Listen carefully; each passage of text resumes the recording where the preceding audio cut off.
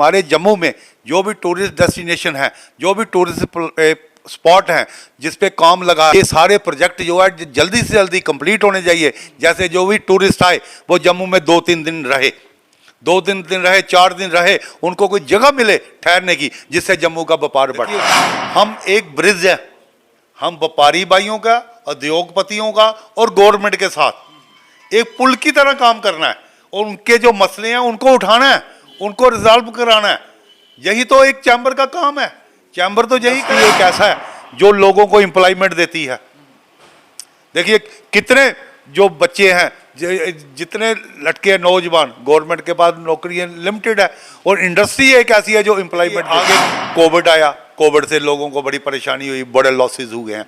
क्या हमारे व्यापारी भाई हैं, क्या हमारे उद्योग। तो Jammu chamber of commerce and industries के इलेक्शन होने जा रहे हैं और उसके लिए तैयारियां लगभग पूरी हो चुकी हैं। कैंपेनिंग का दौर अपने अंतिम चरण पर है, जिसको लेकर जितने भी कैंडिडेट्स हैं वो अपनी कैंपेनिंग कर रहे हैं। आपको ये जानकारी दे दें कि 6 पोस्ट के लिए 15 कैंडिडेट्स इस समय कंटेस्ट कर रहे हैं। इस समय हमारे साथ सुरेंद्र महाजन जी मौजूद हैं, जो सीनियर वाइस प्रेसिडेंट की पोस्ट के लिए कंटेस्ट कर रहे हैं और ये फार्मर प्रेसिडेंट रह चुके हैं रघुनाथ बाजार बिजनेसमैन एसोसिएशन के। इनसे बातचीत करते हैं और इनसे जानते हैं कि जिस तरीके से ये इलेक्शन अब होने जा रही है, इसके लिए इनके किस तरह की तैयारी है। सबसे पहले सर, व्यूज टुडे में आपका बहुत बहुत स्वागत है। धन्यवाद। सर, कैंपेनिंग लगातार अब अपने अंतिम चरण पर है और आप भी कंटेस्ट कर रहे हैं सीनियर वाइस प्रेसिडेंट पोस्ट पर। किस तरह की तैयारी है सर? देखिए जी, ये मुझे मौका मिला कि चैम्बर के इलेक्शन आए हैं, मैं अपने व्यापारी भाइयों की और उद्योगपतियों की सेवा करने का कि मैं कर सकूं, और इसके लिए मैंने अपना फॉर्म भरा और इस कैंपेन में मैं शामिल हुआ। मैं थोड़े दिनों से हर अपने व्यापारी भाई के पास और उद्योगपति के पास मुझे डोर टू डोर में गया हूं और उनके जाके बातचीत भी हुई है और उनकी जो थोड़ी परेशानियाँ थी, थोड़ी प्रॉब्लमें थी, वो भी मैंने समझी हैं और सुनी हैं। और उसको मैंने देखा कि हमारा जो व्यापारी भाई है, देखिए एक हमारा जम्मू जो है ये टूरिस्ट प्लेस है।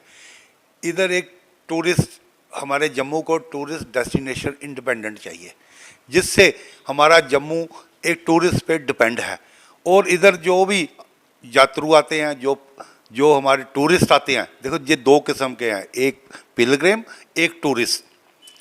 जो पिलग्रिम होते हैं वो माता वैष्णो देवी जी की यात्रा पे आते हैं, बाबा अमरनाथ जी की यात्रा के आते हैं, शिवखोड़ी की यात्रा पे आते हैं, माता वैष्णो देवी की यात्रा पे आते हैं, और उनका भी जम्मू में बड़ा फ्लो होता है जब वो आते हैं। और जम्मू का व्यापार जो है वो बढ़ता है, इससे वो व्यापार बढ़ता है। और हमारे दुकानदार, होटल इंडस्ट्रीज, चाहे वो इंडस्ट्री वाले हैं चाहे दुकानदार हैं, हर एक को उसका फ़ायदा होता है। ये खाली एक को नहीं होता कि हर एक को इसका फ़ायदा होता है जब टूरिस्ट आए। हम कहते हैं कि हमारे जम्मू में जो भी टूरिस्ट डेस्टिनेशन है, जो भी टूरिस्ट स्पॉट हैं जिस पे काम लगा है, जैसे बमारख मंडी है, जैसे बागा, जैसे सुजेतगढ़ बॉर्डर है, उसको पूरा बागा बॉर्डर की तरह वो किया जाए। और जैसे हमारे जम्मू में भी और कितने प्रोजेक्ट हैं, जैसे लेक व्यू का काम शुरू हुआ है, जैसे साबरमती का है, ये सारे प्रोजेक्ट जो है जल्दी से जल्दी कंप्लीट होने चाहिए। जैसे जो भी टूरिस्ट आए वो जम्मू में 2-3 दिन रहे, 2 दिन रहे, 4 दिन रहे, उनको कोई जगह मिले ठहरने की, जिससे जम्मू का व्यापार बढ़ता है।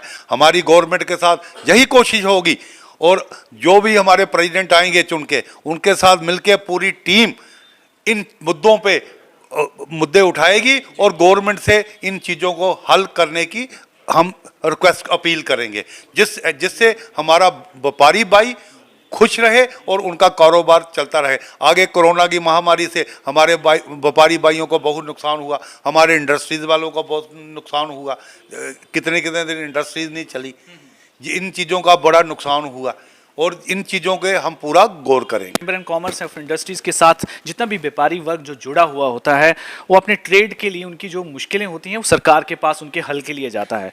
लेकिन कहीं ना कहीं देखा जाता है कि सरकार के बीच में कुछ तालमेल की कमी भी रह जाती है, जिस वजह से काफ़ी मामला जो है वो रिजॉल्व नहीं हो पाता है समय के लिए। आप कैसे देखते हैं कि इसको किस तरह की वो प्रॉब्लम्स देखते हैं और कैसे आने वाले समय में आपको लगता है कि उन्हें सुलझाया जा सकता है? देखिए, जो भी बातें हैं गवर्नमेंट के साथ बातचीत करके ही उसका हल निकल सकता है। गवर्नमेंट के साथ तालमेल बनाना पड़ता है, उसके बिना किसी मसले का समाधान नहीं होता। देखिए, हम एक ब्रिज है, हम व्यापारी भाइयों का, उद्योगपतियों का और गवर्नमेंट के साथ एक पुल की तरह काम करना है और उनके जो मसले हैं उनको उठाना है, उनको रिजॉल्व कराना है।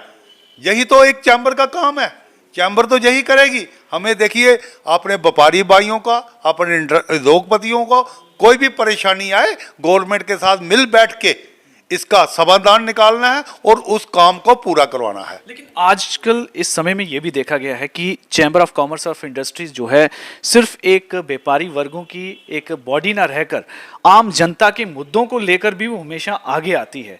उनकी समस्याओं के लिए भी सरकार के सामने वो आती है, चाहे उसके लिए कहीं प्रोटेस्ट भी क्यों ना करने पड़े हों। एक बड़ी रिस्पॉन्सिबिलिटी भी आई है। इस तरह के बदलाव को आप कैसे देखिए जी, आगे जैसे पीछे जम्मू में एजुटेशनें हुई, कोई एम्स की हुई, जैसे अब महाराजा हरि सिंह की छुट्टी की हुई, और भी कोई डे टू डे जो प्रॉब्लम आई है, लोगों को, जम्मू की जनता को चैम्बर पे भी उम्मीद है। जैसे बार एसोसिएशन पे उम्मीद होती है, वैसे चैम्बर पे भी उम्मीद है। और चैम्बर ने इन बातों को सुना है और उसका समाधान निकाला है।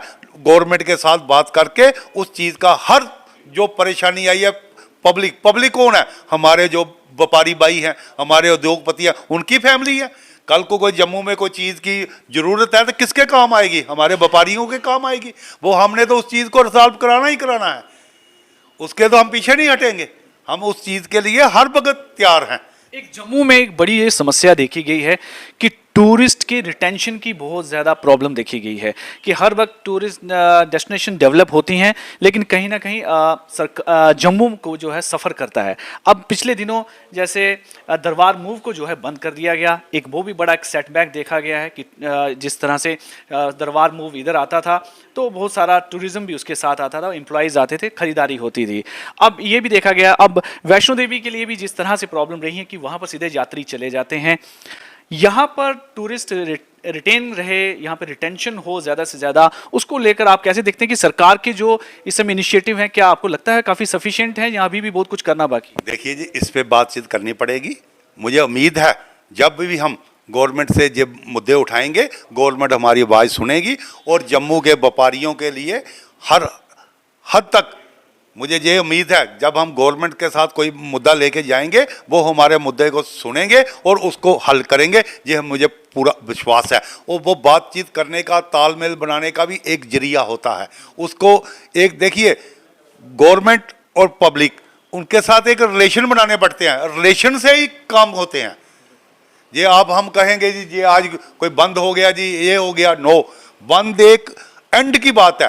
पहले बंद कोई एक मुद्दा नहीं है, पहले हमें इस चीज़ पे बातचीत करनी चाहिए, इस चीज़ की गवर्नमेंट के साथ चर्चा करनी चाहिए। चर्चा से ही हर चीज़ का समाधान निकलता है।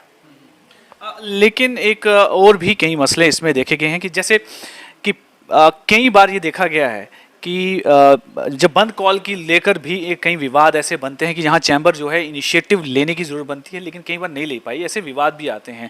तो लगता है कि कहीं वहाँ पर भी कुछ ऐसे इश्यूज़ हैं कि गवर्नमेंट के साथ उनको कहीं अपीजमेंट को लेकर कोई ऐसी प्रॉब्लम आती है कि मिलकर जो है आम लोगों की भावनाओं को भी कई बार ध्यान नहीं रखा जाता, ऐसा भी देखा गया। देखो जी, आम लोगों की भावनाओं को ध्यान में रख के ही काम होते हैं और उनकी जो समस्या होती है उनको सुनने के बाद ही उसका हल निकाला जाता है। ये हम जब जीत के आएंगे, हमारे जो प्रेसिडेंट आएंगे, उनके साथ और पूरी टीम मिलके हम इन हर बातों का समाधान निकालेंगे और लोगों को कम से कम परेशानी आने देंगे और लोग इसमें परेशान नहीं होंगे।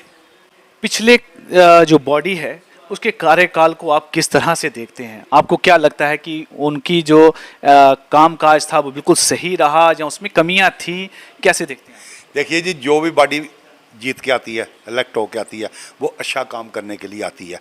किसी की ये मंशा नहीं होती है कि मैंने काम नहीं करना, मगर जो भी जितनी उनसे होता है वो बॉडी अपना काम करती है और लोगों के मसले का निवारण करती है। ऐसे कौन से प्रमुख मुद्दे अब आपको लगते हैं कि जिन्हें अब ज़्यादा विशेष ध्यान दिया जाएगा, प्रायोरिटी दी जाएगी, जो अब नई बॉडी जो बन के आएगी अगर आप भी चुनकर आते हैं? देखिए जी, एक सबसे पहले फोकस हमारा टूरिज्म पे है और दूसरा हमारा फोकस है कि इंडस्ट्रीज़ पे। देखिए जो नए पैकेज आ रहे हैं, नई इंडस्ट्री को पैकेज मिल रहे हैं, वही पैकेज ओल्ड इंडस्ट्री को भी मिलना चाहिए जिसके वो अपने आप को सर्वाइव कर सके।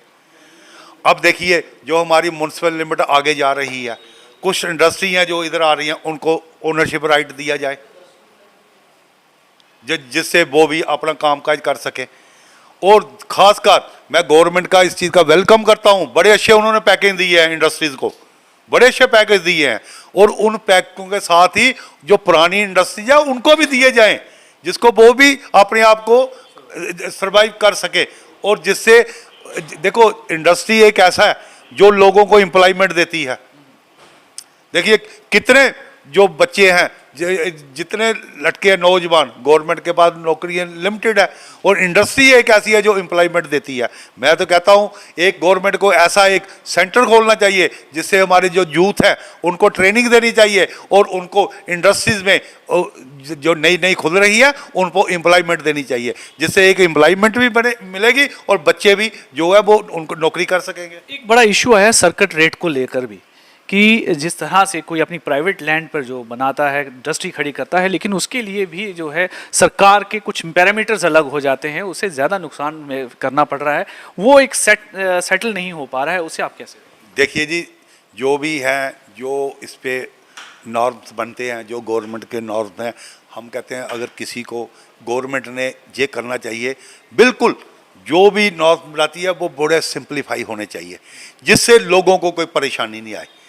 देखिए आगे कोविड आया, कोविड से लोगों को बड़ी परेशानी हुई, बड़े लॉसेस हुए हैं।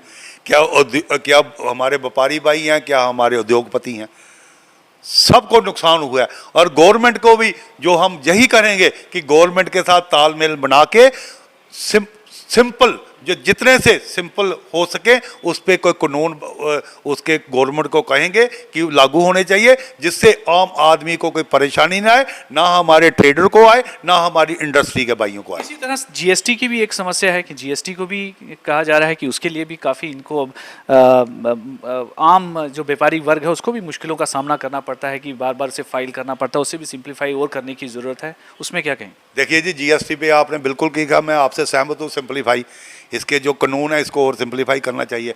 आज देखिए क्या होता है, कई अभी भी कई व्यापारी हैं, ट्रेडर हैं, वो पढ़े लिखे नहीं हैं, उनको अपनी रिटर्न भरनी पड़ती है और उस पर उनको मुश्किल आती है। हम मेरी जो सोच है कि जो भी टीम आए, अगर मैं चुन के आता हूँ, मैं अपने प्रेसिडेंट साहब से रिक्वेस्ट करूँगा एक हेल्पलाइन खोली जाए चैम्बर में, जिससे किसी ट्रेडर को कि कोई जीएसटी रिटर्न भरने के लिए, कोई नागा फार्म भरने के लिए, आजकल सब कुछ ऑनलाइन है, ऑनलाइन का ज़माना है, वो उधर आए, चैम्बर हाउस में आए, उधर आदमी एक बैठा हो, वो उनकी जो भी प्रॉब्लम हो ऑनलाइन वो उनकी वो प्रॉब्लम को दूर करे और फ्री ऑफ कॉस्ट।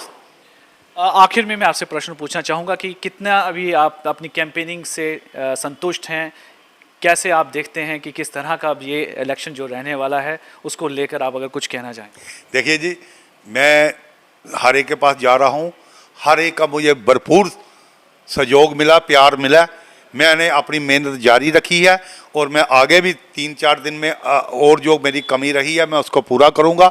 और मैं एक यही सबको एक रिक्वेस्ट करता हूँ और अपील करता हूँ कि मुझे एक बार मौका दीजिए और मेरे काम को भी देखिए। मैं आपको विश्वास हमेशा बनाए रखूँगा और कभी निराश नहीं होने दूँगा और मुझे भी एक चांस दीजिए और मुझे भी बहुत ज़्यादा मतों से मुझे विजय करवाइए और मैं आपकी सेवा कर सकूँ। व्यूज़ टुडे के साथ बातचीत करने के लिए बहुत बहुत धन्यवाद। Thank you.